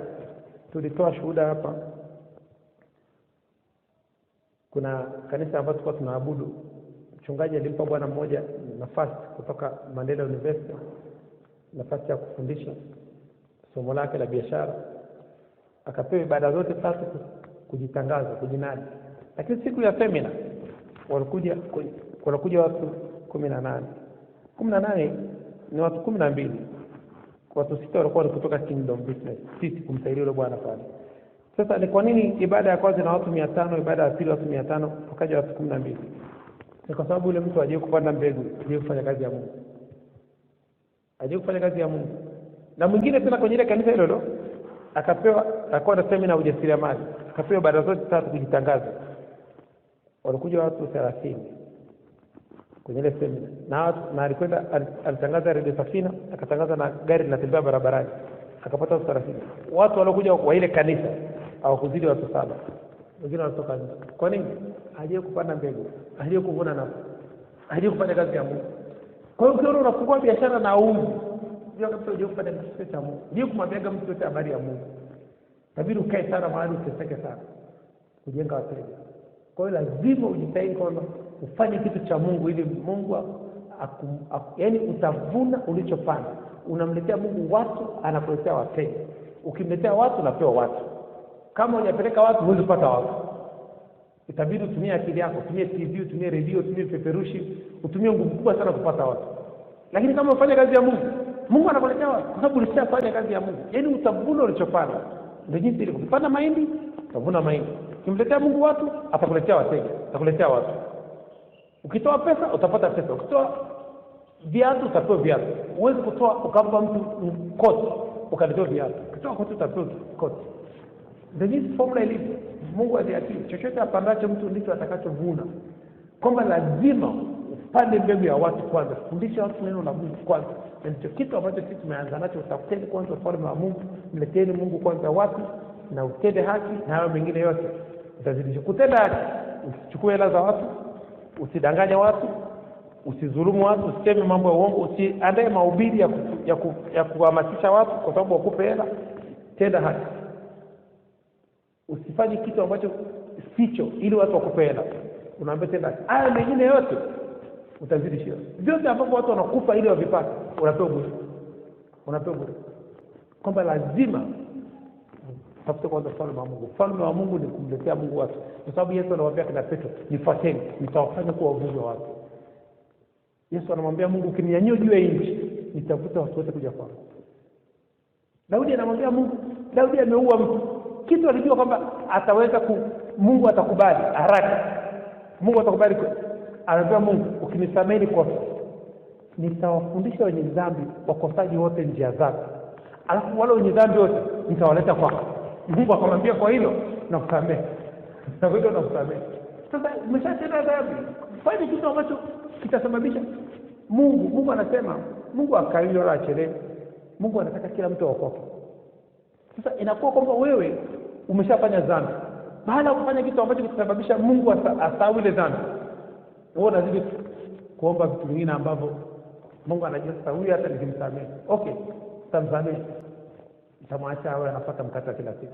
Sitampa mbegu. Utapata mkate kila siku, lakini mbegu utapewa. Maskini anapewa mkate wa kila siku, tajiri anapewa mbegu. Yule anayemtumikia Mungu anapewa mbegu. Yule ambaye mtumikia Mungu anapewa mkate kila siku.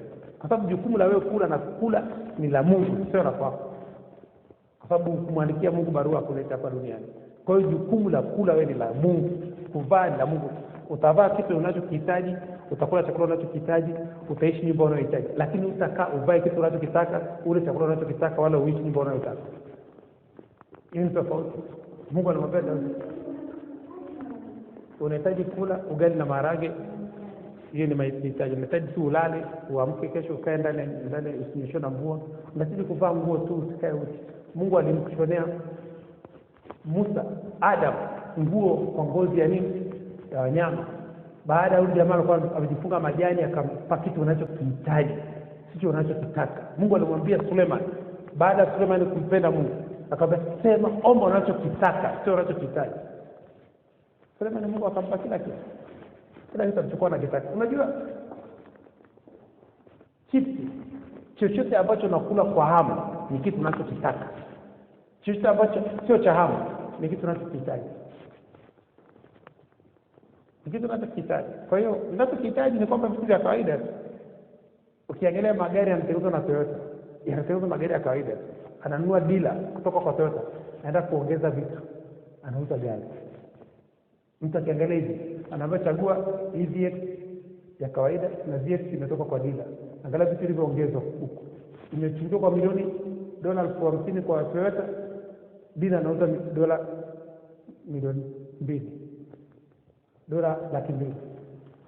Kwa hiyo lazima uangalie, ujue kabisa maisha unayoishi, vitu unavyoviona, unavyovitumia, ni vitu unavyovitaka au vitu unavyovihitaji. Mtumikia Mungu, utapewa kila kitu unachokitaka, anything you want. Kwa sababu kitu unachokitaka unaweza kununua VX 2 za rangi tofauti. Umependa tu rangi, sio hapo ulikuwa unahitaji. Umependa, umetaka rangi, unataka ndege, unataka helikopta, unataka yaani unataka kuwa na nyumba New York, unataka kuwa na nyumba Ufaransa, unataka kuwa na nyumba Kenya, Tanzania. Hivyo ni vitu unavyovitaka, lakini ulikuwa uvihitaji. Ni kwamba unavitaka tu, lakini ulikuwa uvihitaji. Unaona? Kwa sababu Suleiman alimwambia Mungu vitu unavyovitaka, Mungu akamwambia chukua. Kwa kumpenda Mungu. Ukisoma kwenye kitabu cha Methali 30 mstari wa 7 na 8, 6, 7, 8 utaona pale Mungu anakupa kitu unachokihitaji na unachokitaka. Kwa hiyo kwa ufahamu tutaishia hapo. Somo letu tulikuwa tunasema jinsi ya kutengeneza biashara ndani ya biashara, ufalme ndani ya ufalme, kazi ndani ya kazi ya mtu mwingine. Kwa hiyo tutaishia hapo. Tutamshukuru Mungu kwa dakika chache, alafu tumalize. Asanteni kwa muda wenu. Mungu awabariki sana. Baba Jehova, katika jina la uweza la Yesu Kristo wa Nazareth. Baba Jehova, katika jina la uweza la Yesu Kristo wa Nazareth. Baba Jehova, katika jina la uweza la Yesu Kristo wa Nazareth. Mtakatifu, mtakatifu, mtakatifu, Mungu wa Bwana wetu Yesu Kristo, Baba utukufu, Mungu wa Abraham, Isaka na Yakobo, Mungu wa wanafunzi wote wa Kingdom Business Clubship duniani. Baba Jehova, tunasema asante. Mungu wa kila mtu mwenye pumzi, kila mtu mwenye mwili, na msifu Bwana katika jina la uweza la Yesu Kristo Nazareth.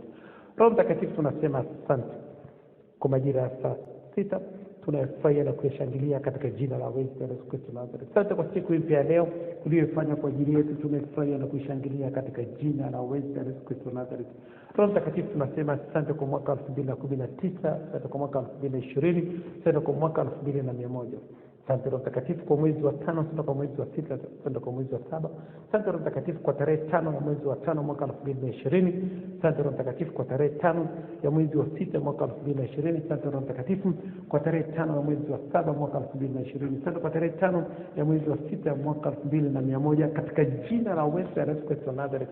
Asante Roho Mtakatifu kwa siku ya jana, asante kwa siku ya leo, asante kwa siku ya kesho. Asante kwa majira ya saa 5, asante kwa majira ya saa 6, asante kwa majira ya saa 7. Roho Mtakatifu, tunabariki ya majira ya saa 6 na kuyatakasa kwa damu ya Yesu Kristo Nazareth. Tunabariki ya majira ya saa 6 na nuru ya Kristo, afya ya Kristo, utajiri wa Kristo katika jina la uweza la Yesu Kristo Nazareth. Tunabariki majira ya saa sita na neema ya Kristo, ujasiri wa Kristo katika jina la uweza ya Yesu Kristo Nazareth. Roho Mtakatifu tunasema asante. Tunafungua malango ya saa sita kwa damu ya Yesu Kristo Nazareth. Tunafungua malango ya akili ya Kristo, malango ya ufahamu wa Kristo. Tunafungua malango ya afya ya Kristo, nguvu za Kristo. Tunafungua malango ya spidi ya Kristo, ya kufikiri, ya kutafakari neno la Kristo, kusoma neno la Kristo, kusikiliza neno la Kristo, kuandika neno la Kristo katika jina la uweza ya Yesu Kristo Nazareth. Roho Mtakatifu tunasema asante kwa kutufungulia malango ya hekima ya Kristo, fahamu wa Kristo, maarifa ya Kristo, mafunuo ya Kristo, ujuzi wa Kristo, ubunifu wa Kristo. Asante Roho Mtakatifu kwa kutufungulia malango ya upendo wa Kristo, imani ya Kristo, matumaini ya Kristo. Asante Roho Mtakatifu kwa kutufungulia malango ya uaminifu wa Kristo, amani ya Kristo, furaha ya Kristo katika jina la uweza ya Yesu Kristo Nazareth. Asante Roho Mtakatifu kwa furaha ya Kristo uliyoweka mbele yetu, tunaifurahia na kushangilia katika jina la uweza ya Yesu Kristo Nazareth. Asante Roho Mtakatifu kwa kutufungulia malango ya kazi, malango ya biashara, malango ya huduma, malango ya wanafunzi wa Kristo katika huduma, wateja wa Kristo katika biashara. Asante kwa kutufungulia malango ya wasaidizi wa maono yetu, wasaidizi wa ndoto zetu. Asante Roho Mtakatifu kwa kutufungulia malango ya nuru ya Kristo, afya ya Kristo, utajiri wa Kristo, kibali cha Kristo mbele ya Mungu na mbele ya wanadamu, miujiza ya Kristo, ishara na maajabu katika jina la uweza ya Yesu Kristo Nazareth. Asante Roho Mtakatifu kwa kutufungulia malango ya utukufu wa Kristo, heshima ya Kristo, baraka za Kristo, ujasiri wa Kristo, neema ya Kristo katika jina la uweza ya Yesu Kristo Nazareth. Asante Roho Mtakatifu kwa kutuamsha asubuhi ya leo, kwa kutupa pumzi, kutupa afya, kutupa nguvu, kutupa uzima, kutupa akili ya Kristo, kutupa ufahamu wa Kristo wa kujitambua, kutupa matumaini ya Kristo ya siku zetu za baadaye katika jina la uweza ya Yesu Kristo Nazareth. Asante Roho Mtakatifu. Pokea sifa, pokea utukufu, pokea heshima, pokea shukrani zetu. Hakuna kama Jehova, hakuna kama Yesu Kristo Nazareth, hakuna kama Roho Mtakatifu. Wewe ndio Mungu wa miungu, Baba wa baba, mfalme wa wafalme, wewe ndio mwanzo na mwisho. Roho Mtakatifu, wewe ndio Mungu uliyofanya mbingu na nchi kwa fahamu zako, kwa hekima yako, kwa maarifa yako. Roho Mtakatifu, wewe ndio Mungu uliyotandaza nchi juu ya maji. Roho Mtakatifu, wewe ndio Mungu uliyofanya mianga mikubwa, jua litawale mchana, mwezi na nyota zitawale usiku. Roho Mtakatifu, wewe ndio Mungu vusha wana wa Israeli katika bahari ya Shamu. Roho Mtakatifu ndio Mungu uliyeongoza wana wa Israeli jangwani kukipa kila kiumbe chakula chake. Roho Mtakatifu ndio Mungu uliyeua wazaliwa wa kwanza wa Misri kwa uwa ufalme mashuhuri. Roho Mtakatifu ndio Mungu uliyesema na iwe nuru, na iwe nuru, na ikawa nuru katika jina la uweza ya Yesu Kristo Nazareth. Roho Mtakatifu ndio Mungu uliyemuongoza Yesu Kristo Nazareth jangwani kwa siku 40, akafunga usiku na mchana, akajaribiwa na Ibilisi, akashinda majaribu yote kwa kishindo katika jina la uweza ya Yesu Kristo Nazareth. Roho Mtakatifu ndio Mungu uliyefufua Yesu Kristo Nazareth kutoka katika wafu katika jina la uweza ya Yesu Kristo Nazareth. Roho Mtakatifu ndio Mungu uliyetusamea maovu yetu yote, kwa tuponya na magonjwa yetu yote kwa damu ya Yesu Kristo Nazareth ndio mwaka msalabani. Roho Mtakatifu ndio Mungu uliyetusamea madeni yetu yote ya kiroho na ya kimwili kwa damu ya Yesu Kristo Nazareth ndio mwaka msalabani. Roho Mtakatifu ndio Mungu uliyetuwekea uzio, ulinzi wa damu ya Yesu Kristo Nazareth, ulinzi wa moto wa Roho Mtakatifu katika jina la uweza ya Yesu Kristo Nazareth. Roho Mtakatifu tunasema asante, pokea sifa, pokea utukufu, pokea heshima, pokea shukrani zetu. Roho Mtakatifu ndio Mungu wa Bwana Yesu Kristo, Baba utukufu, Mungu wa Abraham, Isaka na Yakobo. Unastahili sifa, unastahili hekima, unastahili nguvu, unastahili uwezo, unastahili kuabudiwa, unastahili shukrani, unastahili utukufu, unastahili heshima, unastahili baraka, unastahili utajiri katika jina la uweza ya Yesu Kristo Nazareth. Roho Mtakatifu tunasema asante kwa majira ya saa sita. Tunakukaribisha katika majira ya saa sita. Roho Mtakatifu tunasema asante kwa ajili ya watumishi wako walioko mahali hapa na wanaotusikiliza kupitia njia ya mtandao. Neno lako linasema abarikiwe yeye asikilizaye na asomaye maneno ya unabii na kuyashika aliyoandikwa umo, kwa maana wakati karibu. Roho Mtakatifu, watumishi wako walioko mahali hapa na wanaotusikiliza kupitia njia ya mtandao wametoa muda wao kusikiliza neno lako, kusoma neno lako, kuandika neno lako. Roho Mtakatifu, ninakuomba ubariki kazi za mikono yao, bariki biashara zao, bariki nyumba zao, bariki huduma zao, bariki ndoa zao, bariki wateja wao, bariki wanafunzi wao, bariki majirani zao, bariki mawazo yao, bariki akili zao, bariki imani zao, bariki muda wao katika jina la uweza ya Yesu Kristo Nazareth.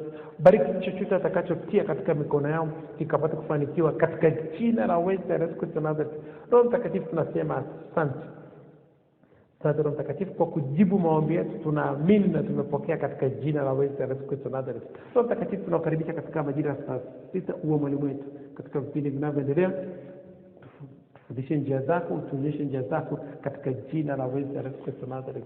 Tupe akili ya Kristo, tupate ufahamu wa Kristo, tupe akili ya Kristo tupate akili ya Kristo ya kutafuta kwanza ufalme wa Mungu na haki yake, na mengine yote tutazidishiwa. Tupe akili ya Kristo, tupate akili ya Kristo ya kukomboa wakati, kwa maana zamani hizi ni za uovu. Tupe akili ya Kristo, tupate akili ya Kristo ya kutengeneza ufalme ndani ya ufalme, kutengeneza biashara ndani ya biashara, kazi ndani ya kazi, katika jina la Yesu Kristo Nazareth.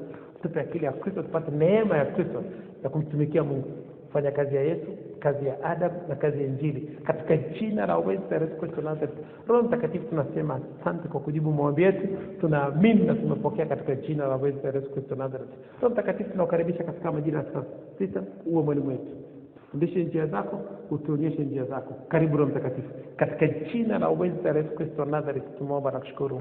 Haleluya, amen. Okay, tutakwenda kwenye sala ya toba kwa dakika moja, alafu tutasema Yesu mwana wa Daudi mara 3. Nikisema jina langu Bili Mwishi, unasema jina lako. Turudia maneno: Yesu mwana wa Daudi, Yesu mwana wa Daudi, Yesu mwana wa Daudi. Mimi Bili Mwishi, naomba nirehemu, naomba nirehemu, naomba nirehemu. Unisamehe makosa yangu yote, unisamehe dhambi zangu zote, unisamehe maovu yangu yote, uniponye na magonjwa yangu yote, unisafishe kwa damu yako takatifu. Kuanzia leo ninakiri nimekuwa kiumbe kipya, ya kale yamepita. Futa jina langu kwenye kitabu cha mauti, andika jina langu kwenye kitabu cha uzima. Asante Mungu kwa kunipenda. Asante Yesu Kristo Nazareth kwa kuniokoa. Asante Roho Mtakatifu kwa kunifundisha. Asante malaika wa Mungu kwa kunilinda, katika jina la weza la Yesu Kristo wa Nazareth. Haleluya, amen. Tarudia maneno. Nikisema jina langu Bili Mwishi, nasema jina lako. Tarudia maneno: hakika miujiza ya Kristo, ishara na maajabu zitanipata mimi Bili Mwishi siku zote za maisha yangu, nami nitakaa nyumbani mwa Bwana milele na milele. Haleluya, amen. Tajirika na muda, tumia muda kibiashara. Asanteni, Mungu awabariki sana. For my victory, I thank God, yeah, Baba. I thank God, yeah. For my business, I thank God, yeah, Baba. I thank God, yeah. For my wifey, I thank God, yeah, Baba. I thank God, yeah. For my baby, I thank God, yeah, Baba. I thank God, yeah. I remember before, people they ask me who are you. I remember before, people they ask me where are you. But today, brother, them people they ask me how are you.